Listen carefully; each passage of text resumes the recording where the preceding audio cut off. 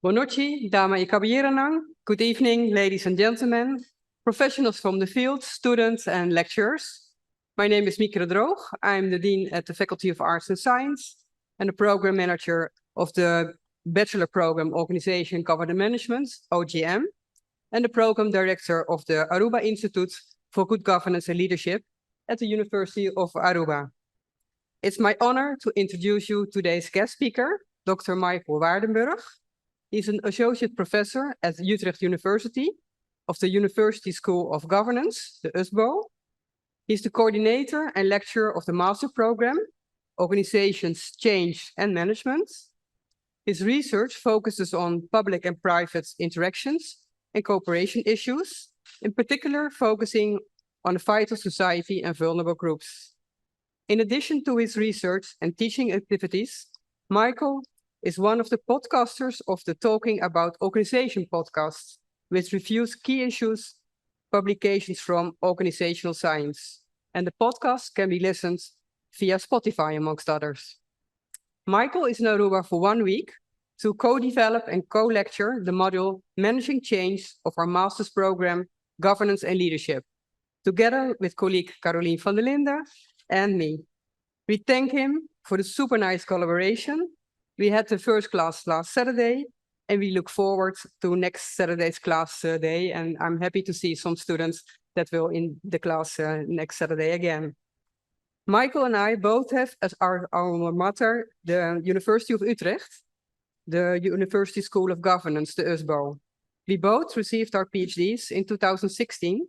And for both of us, Professor Paul Verweel was a role model and a source of inspiration.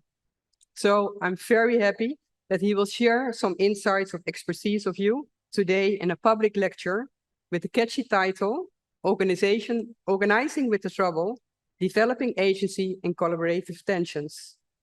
I've asked him to give a lecture of about 45 minutes so that you can ask questions during the last 15 minutes. And after the lecture, like usual, we have the opportunity to further ask questions outside the aula when we have coffee and tea. So I thank you for your attention and hereby give the floor to Dr. Maikel Waardenburg.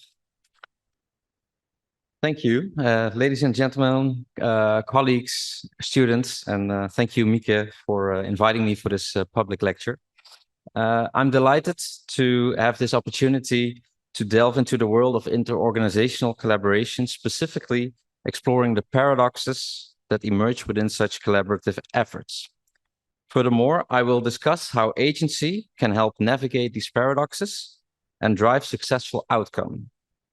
And I will draw on examples from various domains, including human services and sports, like you mentioned, to shed light on the complexities in addressing these paradoxes in inter-organizational collaboration. Towards the end of the lecture, I will discuss some suggestions on the idea of developing agency in organizational collaboration. I will, however, start this lecture in London. Here we are. In London. I'm not sure if someone of you recognizes this painting, but just a few weeks ago, I had the chance to visit the Tate Modern, and I'm an enthusiast for modern art. Strolling around the museum, I came across this intriguing painting by Edward Ruscha. It immediately caught my attention. As you can see, it depicts a precisely detailed snow-capped mountain against the deep blue sky. Painted on top of the landscape is the seemingly unrelated phrase Daily Planet in a clean modern font. With its natural imagery and evocation of ecological cycles, the work might call to mind language employed by conservation movements. Yet, popular culture is also alluded to, as the title is also the name of the newspaper for which Clark Kent is a reporter in the Superman comics. The artist claimed that, like most people, I operate on an automatic mode, and everything is an involuntary reflex. This seems like a coolly detached approach to artistic inspiration, yet I suspect it quite accurately describes many people's daily relation to our planet. Unfortunately, one might add, right? So, and detachment is an underlying problem for agency in interorganizational collaboration, as I will later show. Indeed, we experience many grand challenges, such as increasing poverty, alarming public health issues, and declining biodiversity. Grand challenges are not a new concept. The moonshot mission, for instance, is considered a grand challenge of the past. The competitive race between the USA and the Soviet Union originated as a bold idea and required a substantial amount of resources, expertise, and cognitive capacity. This directive mobilization of resources, however, seems insufficient in dealing with today's grand challenges, such as the climate crisis or societal inequalities, because these are more multifaceted and intertwined, fast-changing and messy. Ultimately, one could argue that today's grand challenges are inherently complex instead of merely complicated, such as previous grand challenges were. Because of that characteristic, existing research on grand challenges often seems to focus on responses and solutions that are equally grand. For instance, such that are promoted by partnerships, multi-stakeholder networks, or supranational organizations. In order to be addressed adequately, scholars have proposed today's grand challenges require so-called robust action strategies, which comprise multivocality, participation, and experimentation between heterogeneous actors. Together with Georgi Krylev, a colleague from the ESCP Business School in Paris, I am building on this robust action framework, but also examine it strategically. We're going too fast here. Yeah. In a manuscript that is currently under review, we show how some actors may co-opt multivocal schemes and change their original goals. Participatory structures may lack the ability to mobilize action, or distributed experimentation may fail to keep stakeholders on track with their commitments.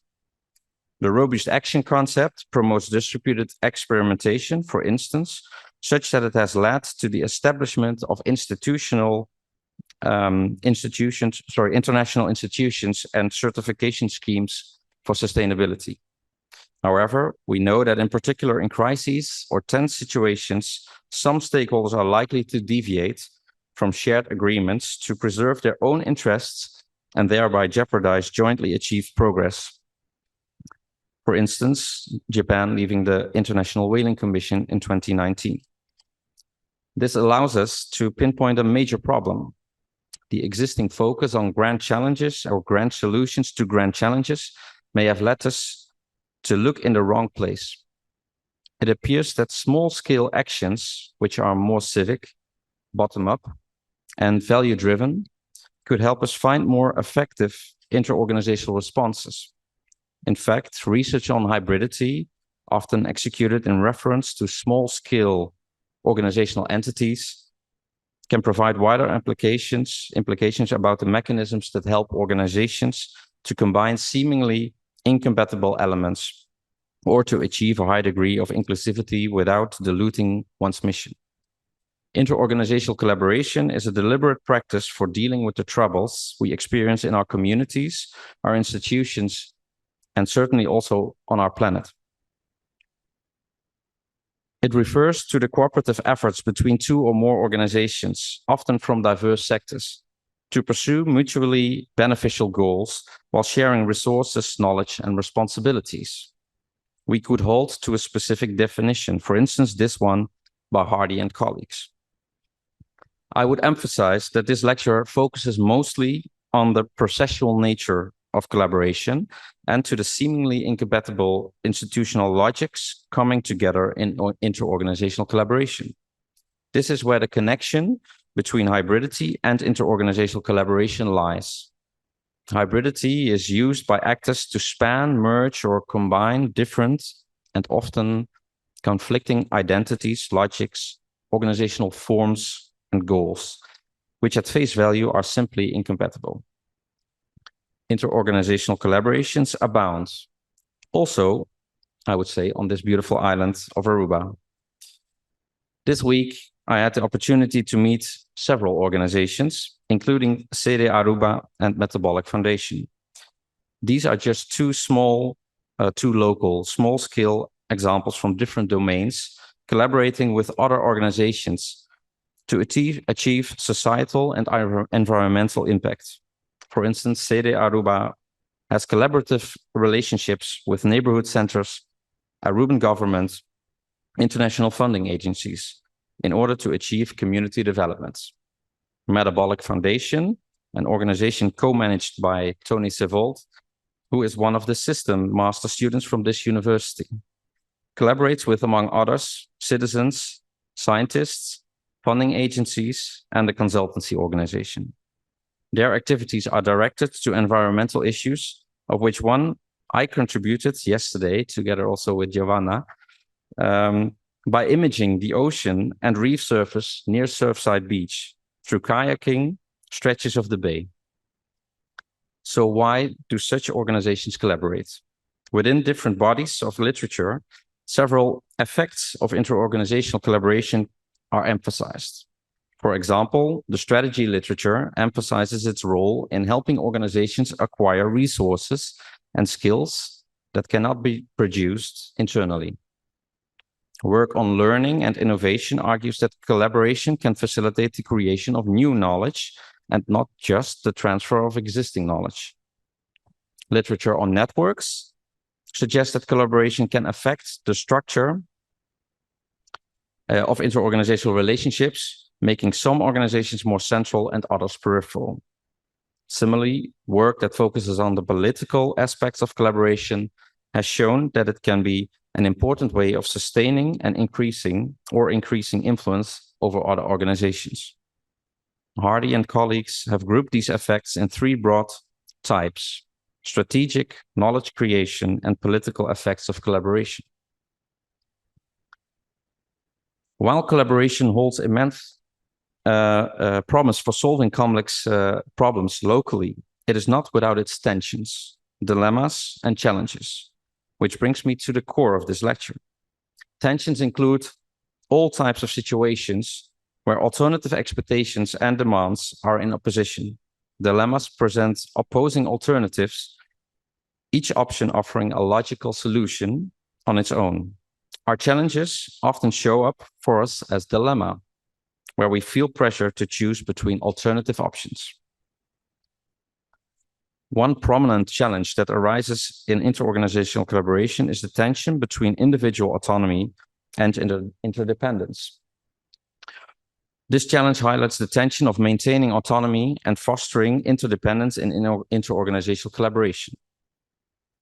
On one hand, organizations strive to preserve their individual identity and decision-making power. On the other hand, collaboration requires a degree of interdependence and shared decision-making to achieve common goals. Competition versus cooperation delivers another challenge. This challenge arises from the inherent tension between competition and cooperation among organizations. Collaboration often requires organizations to share resources, information, and expertise for collective benefits. However, organizations may also have their own interests, including securing funding, recognition of or clientele, which can lead to competition rather than cooperation. An example, in the field of public health, multiple organizations may collaborate on a community-wide vaccination campaign, while the organizations aim to cooperate to maximize vaccination rates and public health outcomes. They may also compete for limited funding, public attention, or credit for the success of the campaign. A third challenge that frequently emerges is the tension between efficiency and inclusivity. Collaborative efforts often aim to streamline processes and achieve efficiency in resource allocation, decision-making, and problem-solving. However, when dealing with grand challenges that affect marginalized communities, it becomes crucial to ensure that the collaborative process remains inclusive and sensitive to the diverse perspective, which not always go hand in hand with expectations of efficiency. Consider the collaboration between governments and human service organizations in tackling poverty. Efficiency-driven approaches may inadvertently overlook the specific needs and experiences of marginalized individuals and communities, resulting in solutions that are ineffective or even exacerbate existing inequalities.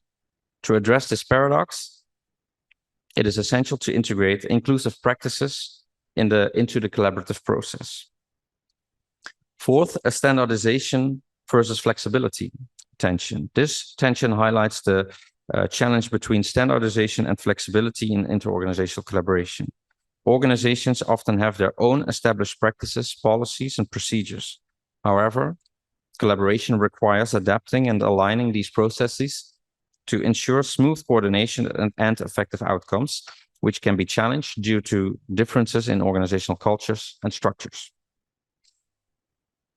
Related to these four paradoxes, I can provide an example from one of my own research projects. On the issue of community development, different organizations such as schools, social work organizations, sports clubs, and community centers may want to collaborate.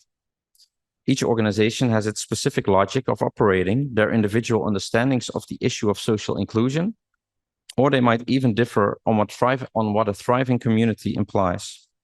Balancing the need for standardization across organizations and coordination with the desire for flexibility to accommodate each organization's unique approach can pose a paradox in collaborative community development initiatives.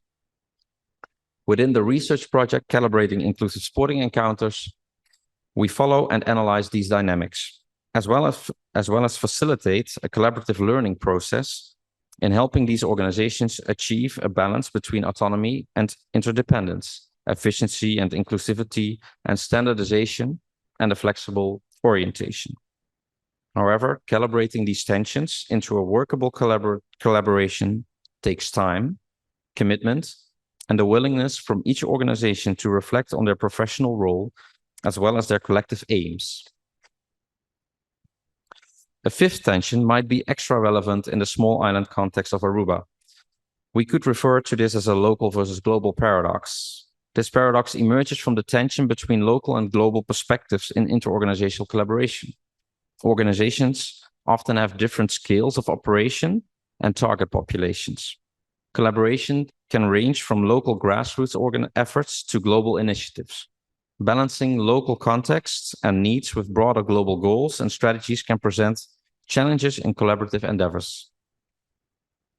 In social work, multiple organizations may collaborate to address child welfare issues in a specific community while being aware of broader global child rights and protection frameworks. Collaborators must consider the local context, culture, and specific challenges faced by the community while aligning their efforts with global standards and expectations from international funding organizations. The final, power versus equality. This paradox reflects the tension between power dynamics and the pursuit of equality in interorganizational collaboration. Collaborative efforts often involve organizations with different power structures, resources, and influences. Ensuring equal participation, decision-making, and resource distribution while acknowledging power disparities can be a complex challenge. In a collaborative project for community development, multiple organizations join forces to address economic inequality. However, power imbalances may exist among these organizations, with some having greater financial resources or political proximity. Collaborators must navigate these power dynamics to ensure equitable decision-making processes and resource allocation to achieve the project's goals or reducing inequality.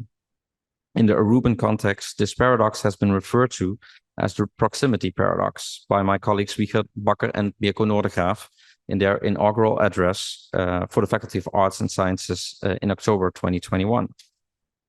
Overall, these paradoxes illustrate the complexities involved in interorganizational collaboration across various fields, highlighting the need for thoughtful navigation and balancing of competing tensions to avoid early detachment in collaborations and achieve desirable outcomes. To navigate these paradoxes and foster effective interorganizational collaboration, the paradox lens developed by Marianne Lewis and Wendy Smith can serve as a valuable framework. The paradox lens emphasizes embracing and exploring the tensions, contradictions, and trade-offs inherent in collaborative efforts, rather than seeking to resolve them. By acknowledging and leveraging these paradoxes, organizations can develop a higher level of agency to address grand challenges effectively. Paradoxes have two central characteristics. First, they consist of two contradictory interrelated elements in relation to which we experience a tension, and this tension often makes us feel uncomfortable. Second, it persists over time, meaning that the tension will always be there. We might ignore or choose only one side, but we can only achieve a sustainable result by embracing both. In the face of paradoxes, there is a natural inclination to seek simple solutions by favoring one side of the paradox over the other. However, this approach often leads to missed opportunities and ineffective problem solving. Instead, we should embrace paradoxes as sources of learning and innovation. By exploring the tensions and contradictions within collaborative dynamics, we can uncover new insights and approaches that may lead to breakthrough solutions. This perspective aligns with the concept of a paradox lens, which encourages us to view paradoxes as fertile ground for creativity and growth. Rather than attempting to resolve paradoxes, a paradox lens invites us to embrace the discomfort they create and examine the underlying assumptions, beliefs, and trade-offs involved. By embracing and learning from paradoxes, we can develop a deeper understanding of the complex nature of collaborative efforts and find new ways to navigate them effectively and act out our agency. But how do we actually improve our abilities in working through paradoxes to increase agency in collaborative dynamics? This is a question. There's a book cover missing here on the slide, I see. So bear with me. The title is in the talk. So this is a question that has in alternative terms been posed by many authors, for instance, by the prominent sociologist Richard Sennett. In his 2013 book, Together, he emphasizes the importance of fostering strong relationships, trust, and solidarity within collaborative settings. He mainly argues for developing dialogical skills. These consist of listening well, acting tactfully, looking for common ground, managing disagreement, and avoiding frustration during difficult discussion. These seem simple matters, actually. Listening, managing disagreement shouldn't be that hard, right? However, in times of increasing societal inequalities, short-term work, flexible contracts, and fake news, rich and diverse social relationships, as well as our dialogical abilities, seem to diminish by the day. It is not only the biodiversity that is at risk, it is also our dialogical diversity. However, Sennett, and I with him, is hopeful about our ability to restore this dialogical diversity. Navigating paradox through dialogical abilities can be fostered in several ways. Again, coming back to the others by my colleague Wieke Bakker, one suggestion is to contribute to a civic culture, for which he provided several suggestions for the Aruban context. Mirko Noordegraaf added that instead of putting generic professional principles first and letting these control practical inter-organizational action, it is important to make practical actions more principled. By which he meant that more improvisational forms of professional action need to be valued. Professionals themselves already do this in practice by their sense-making of ambiguous and competing institutional demands. As for instance described in my article with Eline ten Dam on healthcare professionals' narratives on how they make sense of patient collaboration. However, reflective exchange of experiences with these practical actions across professionals from different diverse backgrounds is limited. We could strive for creating dialogical exchange spaces to increase agency in interorganizational collaboration in the long run. One related example that can illustrate how we can train ourselves in working through paradoxes by developing dialogical abilities is provided by my fellowship with the Center for Unusual Collaborations. It's an interesting name, right? It's abbreviated to CUCO. So if I talk about CUCO, it's the Center for Unusual Collaborations. This center was inaugurated by 4 academic institutes in the Netherlands and aims to train early career academics in their abilities for interdisciplinary and transdisciplinary collaboration.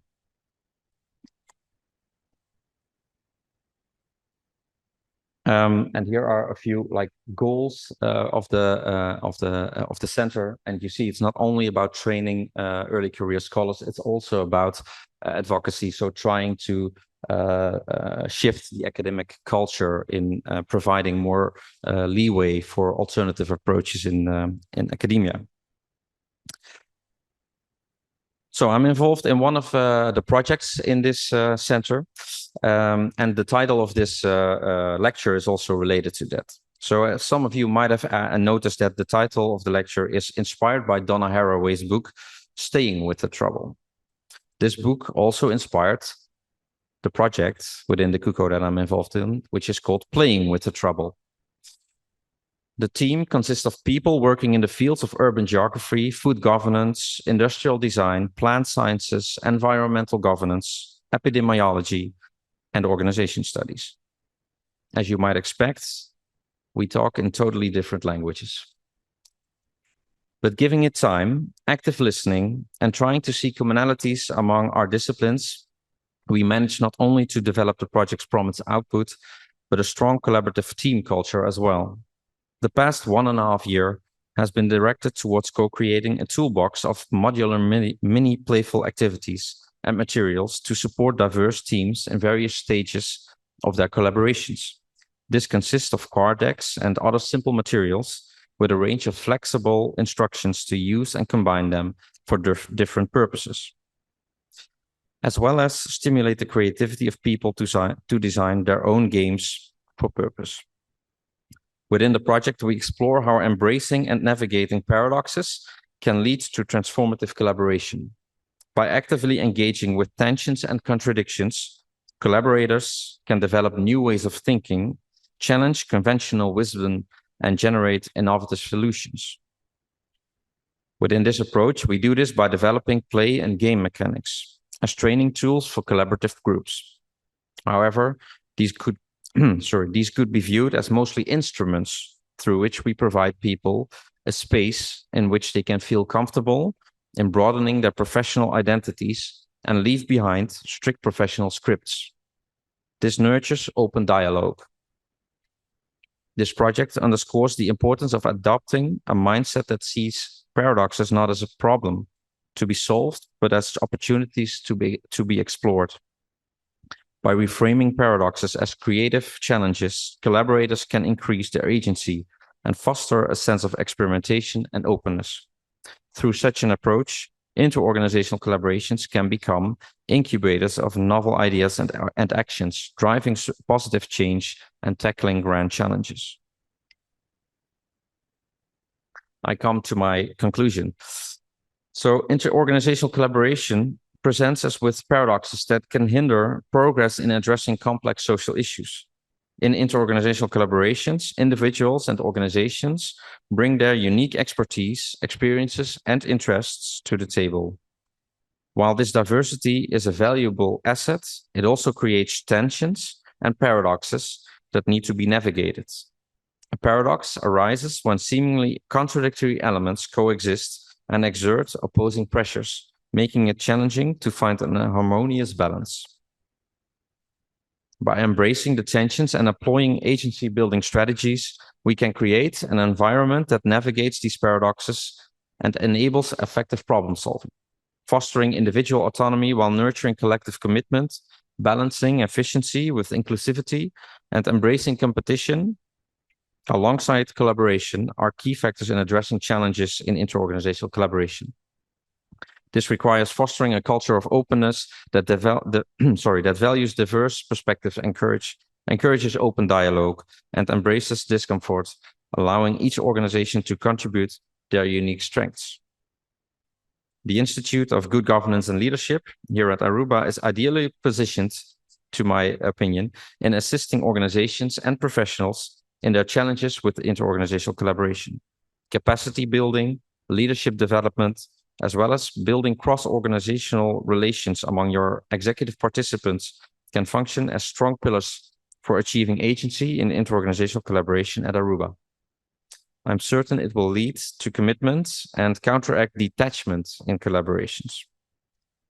Such small-scale settings should allow for different voices to merge into a hybrid dialogue, following the paradox lens, which I shortly touch upon in this lecture, Sennett's book Together, which I really encourage you to read, and the ideas on hybrid mechanism for tackling grand challenges. We should view collaboration as a dialogue, a dialogical capacity that enables commonality and diversity as regards logics, ideas, worldviews, or interests.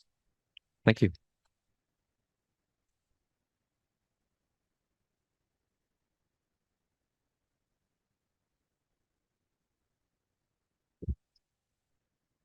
Thank you for those inspiring words also for the Aruba Institute of Good Governance and Leadership. I agree completely with you. Yes. I think this lecture also might raise some questions because it's like a theoretical story with some practical examples, but I'm almost sure that people also have experience with working together. So maybe you have questions. Is there somebody who wants a question? Maybe to Michael can explain a little bit more in depth, or maybe that you want to raise an experience. I want to ask a question about that. Yes. One of our students. Dr. Maikel, I have a question for you. You mentioned about paradoxes and how we need to work collaboratively and see paradoxes as something positive. My question would be, what we needed for both parties, because we're talking about collaborative tensions, to be able to handle these paradoxes, because you would first have to be at a certain level to be able to understand we're dealing with paradoxes, and then so we can go on to continue foster that collaboration. And we all know change takes time. What is needed for us as organizations to understand, to level that playing field for us to be able to reach that level?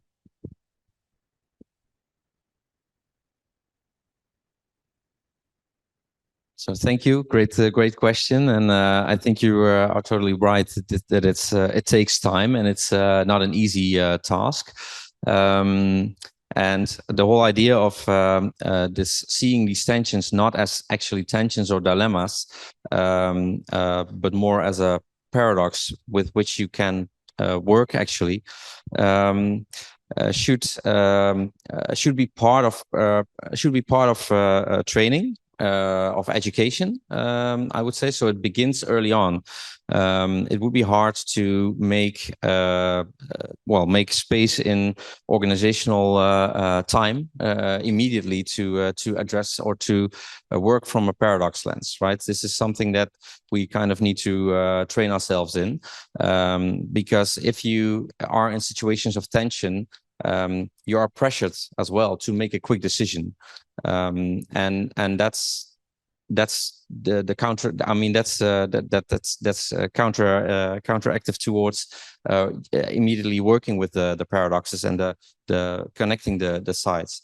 And then you address another complicating factor, namely, it's not if one person or maybe one organization is able to work from this perspective, that doesn't mean that the other organization or the organizations are able to do so. So if we see this in a collaborative way, then it takes even more training, I would say, to do it. But also, I would say it's part of changing a mindset in how we organize our society and organizations. So we have often been many organizations still work from a competitive perspective. So that's the mind shift that we kind of need there. Yeah. And maybe so I talked also about a dialogue, right? So I'm happy to have a dialogue together rather than a question answer session. And I would be very interested also in the kind of tensions that you experience in your own work or organizations that you're part of. So yeah, this is better, right? Yeah. Yes.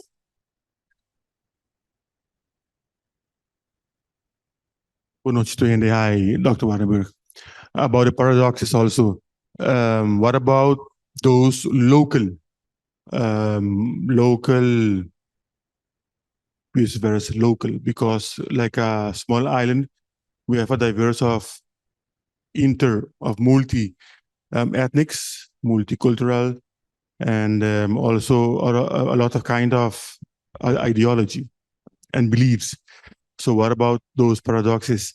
And you answer Zara also about how to change mindset. But what about those strongly beliefs, intercultural, and how to manage that? Yeah, yeah. Well, that's a tough one because it's ingrained in our in how we interact with each other within the communities that we grew up with, of course. And I'm not familiar with the diverse cultural situations in Aruba, but I think there it starts also with finding the dialogue spaces, creating the dialogue spaces where you can have interchanges between diverse cultural groups.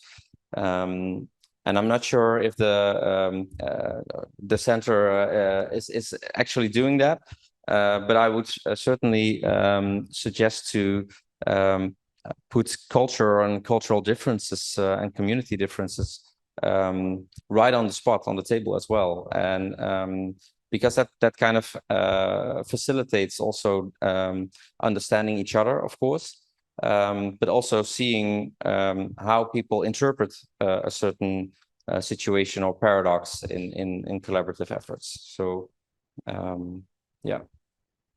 But it's a hard question. So I would also ask it back, like, what would you suggest in on that topic? I do voluntary work for a foundation for Venezuelan immigrants called Aruba. But we work also with Haitian and Colombian immigrants. Between them, they have their own differences. But when there are issues about migrant in Aruba, they get like a union to fight against the Arubans. So it's a problem with another problem. So they organize themselves in a union and a union, yes, organized groups to fight a decision from the government or maybe community-based decisions, something like that. So they get organized to fight locals. But between them, they fight each other. I say fight, but they have big difference. Yeah. I'm a social worker also, so I intervene in their culture. I'm not a migrant, but I am half Latin, half Aruban. I understand them. Yeah. But it's difficult because it's abuse defending with another abuse. Talking, communicating, let them see that what they're doing is not right, but what they're feeling is also good. Yeah. So which one is better? Yeah. It's difficult. It's a never-ending story here in Aruba. No, but it's a crucial position, and I would call you like in between those groups. You're a boundary spanner, right? So you're connecting groups and cultural differences there. And it's a very important role in terms of the dialogical diversity I mentioned, right? So it's okay to have the voices from and also to have the struggles between certain groups, because it tells us something about what we value and the differences that we value, of the differences in values between groups in society. Because if we're striving just for one voice, right, that wouldn't lead to a strong civil society. So it's good to have groups heard, but of course, I hope it's not physical struggles. Not yet, no. Yeah. Thanks. Because you intervene probably and listen. Thank you. I had another question from, yeah. Yes, it has to do with the gentleman just brought forward. We talk about cultural differences. The big problem also is, or challenge, is language differences. And I've discovered way back then that the effective art of active listening, and that we call it the third element, which is to articulate, and that's where I've learned back to use flip charts instead of all kind of, beamers, to keep it simple, and to use handwriting as a very important psychological, and also effective listening, noting so people see themselves heard. Because once, and if you have different maturity levels of people, we're very simply quoting, putting down what you think, and ask them to correct you. Is this correct? And they start trusting the process of the dialogue. Because people think dialogue is talking. No. The dialogue through the third element, what we call it, which is schetsen, in Dutch, articulating it, verzakelijken, is away from the people. Whenever Harvard business contract negotiations, the first thing what you learn is your third element, and that is, let's sit and talk, the document. And let's talk about the document. Let's not deal with each other, because the personalities get involved. And the difficulties, as you just, and through that third element, we call it, in Harvard they call that a negotiator, it could be a document, but when you can articulate away from you, even in a restaurant with a napkin, you can go much further and much deeper, because the other one sees himself heard, not feels only, but he sees himself heard. And therefore you get a trust in the process, and you get a bounce much faster in the gut feeling, and do that. That's a great examples and suggestions, I would say, also for feeding the dialogue, and not hiding ourselves in formal documents or contracts, and putting the collaboration in paper. But I mean, indeed, it can be even on a napkin. It's yeah. So the personalities, or my face, or I look whiter than you, or black, whatever, these nonverbal items and all that start playing a determining role. And if you can use flip charts, and I've used this and all that, but we've come way back again to flip overs. Yeah. Because even the personal handwriting makes it human. Yeah. Or and you're this. visible. Yeah. And I've seen great breakthroughs just by using 4 flip overs if you needed them, and wall muurkrant. Yeah. And all of a sudden people see something. Well, you think they're just not paying attention. No, they're paying attention here, and all of a sudden they see connections which they would not have come to just by verbal dialogue. Yeah. And we've had that in union negotiations and other places. Yeah. And every time whoever facilitates, or another person carry, you mean that? You mean that? But that, how about that? And the very physicality of the process makes a big difference. Yeah. Yeah, and it becomes embodied as well, right? You move towards each other, towards the lines. Yeah, yeah, yeah, yeah, yeah, yeah, yeah. That's it. I mean, I've tried also different aspects like similar to that. So going for walking with a new party that I wanted to kind of see if we could come to a collaboration rather than sitting right directly towards each other to try to make a connection in a whole different way, right? So if you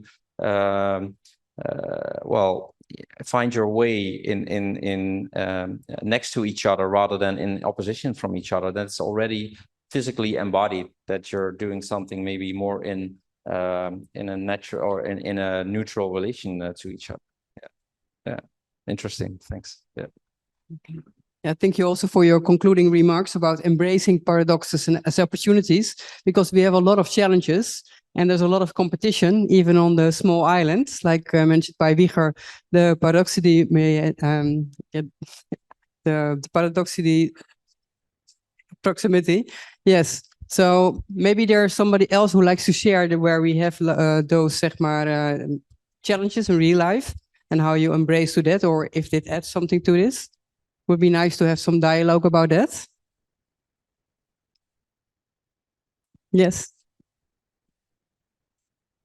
I can share a little bit. I can share only generalization, but one way I see this come to fruition without having known about this theory is I come from the Aruban police force, by the way. And what we have done is when we were encountered with a grand problem, say problem, tussen aanhalingstekens, but we were confronted with the landspakket. Justice systems don't like to sit with each other because there is a real power struggle there. And the Aruban police force is known also to be a very big partner in that, but also the one that gets, how would I say it, kort door de bocht, shafted as well, because we are the biggest partner in the collaboration. So we tend to take most responsibility. So what we have done to make it feasible to talk about our differences at the table was to be open and transparent and laying foundations for us to say, okay, we're going to, so as you say in Dutch, stel onszelf kwetsbaar. Yeah, vulnerable.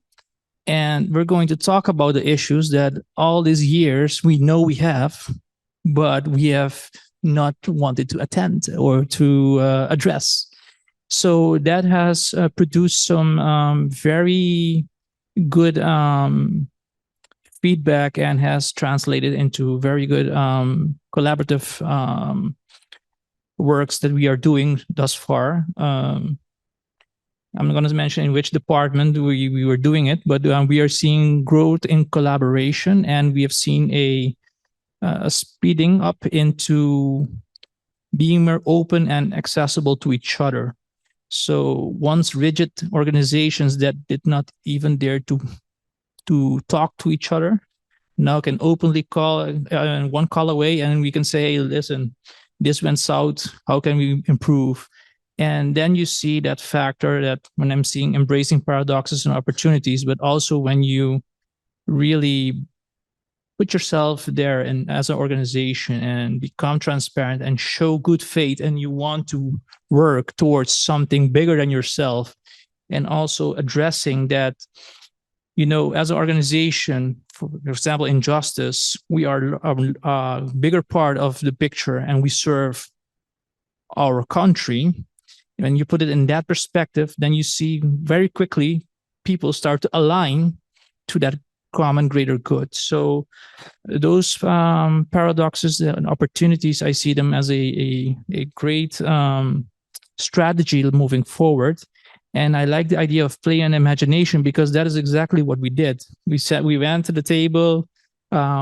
We said, okay, let's put our differences. Where does our work start? Where does mine end? Where does yours begin? And respect each other in the functions. and not try to be on each other's toes all the time or trying to be competitive to show, hey, we are doing this while you are sitting and procrastinating, for example, which maybe wasn't the intention in the first place, because now you know maybe there's a law that prevents them to take certain measures. Now you know where one's bevoegdheid reaches and the other one's finishes, and how we can complement each other. And we did that a little bit through play and imagination as well, with different sessions, rather than going to the table and being very bureaucratic about it. And so, as the gentleman mentioned, going very zakelijk on it, because you take out the human factor and the elements as well of being heard, as you mentioned. So I don't tend to cut out all the PowerPoints, because visualization is also very important, though. But nevertheless, the implementation of those type of strategies and being able to connect at that human level, that makes the difference, though. Engaging, correct. And it's also practices that you do in agile and collaborative work. I've seen that also in the Netherlands with the Q teams in the Dutch police force. Everything goes back to sticky notes going onto the wall or onto the glass windows. We write on them, and then we have a conversation about it, and we make it bespreekbaar. And that, you see, the formalization can happen very quickly, but that dynamic really helps let a lot of good solutions emerge from the people. And when the people carry it, then you get it done easier. Thank you. It's a great transition, going from kind of a culture of fear to a culture of growth, right? And being seen. And it would be interesting to further along the line to think about, can we use this as a team to influence other teams as well, right? Can we help them in terms of this transition as well? I think it's a really nice example, especially from the police force. I didn't expect that. By having the play and imagination, I would more address it to NGOs, but it's really super. Very good. Maybe someone else before with the word back. An old saying is, the media is the message. And I've enlarged that over the years.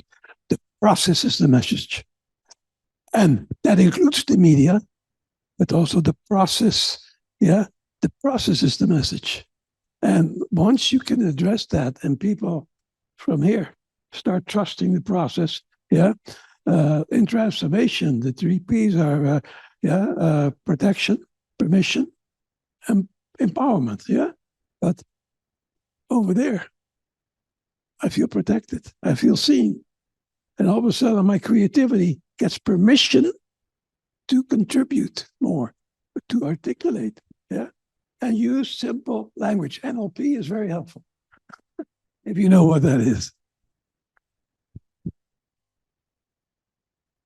Yes, Amadei. Hi. It's not, I don't know if it's a question or it's a statement, but we're going through something right now in sports in Aruba, specifically baseball, where a lot of guys who played in Aruba and Curacao play for the national team in the Netherlands. And right now we're seeing, for example, Curacao is wanting to feel more autonomy. And they say, like, I want to hold my baseball. These are my guys playing for a Dutch national team and representing a country that they don't necessarily live in full time, right? So now we're having an issue now where Curacao wants to break away from the Netherlands and start their own national team. And they're inviting Aruba to actually come and be with them. So Aruba has an issue right now in, do we stand with Curacao and have them, because in the past they've always been hierarchy, with Curacao being the hierarchical island, right? Or do we stand with the Netherlands, who, I don't want to say that their players are not always up to par, but maybe they have lesser quality compared to Curacao. And there's a lot of dialogue going on around that right now, but everyone seems to be on a different island on a different topic. Do you have any ideas on how we can bring people together? Because we're going through a paradox right now, and we need to create a safe space for play, imagination, dialogue. How do we get there when there's a lot of ego involved? Very good And- point. And the players from the Aruba national team or talented players are going to no. Explain it a bit more. Aruba doesn't have a national team. Curacao is trying to establish a national team right now on the world stage. So Aruban players, St. Martin players, Bonaire players, Curacao players, up until this year, if you are on a certain level, you get a status from the Netherlands and you're allowed to play for the Dutch national team under the Dutch flag, because the Dutch are on the world stage very far, top 10 in the world at the moment. So what's happening is the Dutch are also realizing we are losing key players because they don't feel a sense of autonomy within the team, because they are part of the team, but they're not in management. They're not having to make much decisions all the time. So how do you, and as Aruba, you have players, but you don't have your own team. So you're either choosing to go to Curacao or you're going to the Netherlands to play for the Dutch national team, as it has been for the past 20 years.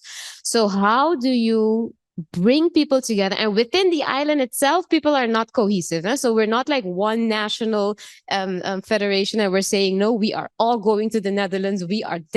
That's where we're going. So on island, as small as we are, people are fighting with each other 24/7 about who are we, where do we stand, and where should we go in this dialogue moving forward. But we can't even sit at the round table with each other, much less choose a side to go play for. So how do you start that here right now before we even send our players out there, put them on the world stage, and make sure that the players get an opportunity to go where they can excel, not where ego wants them to go because, of whatever reason you want to put up there. So the question is, how do we foster that dialogue here on the island before sending our players out wherever they have to go? Yeah. I love the question. I'm not sure if I have the solution, but it's a very well-known paradox and difficult situation that many elite sports players find themselves in. So there's a whole research program actually on this topic at the University of Rotterdam. They're following over the years a lot of players.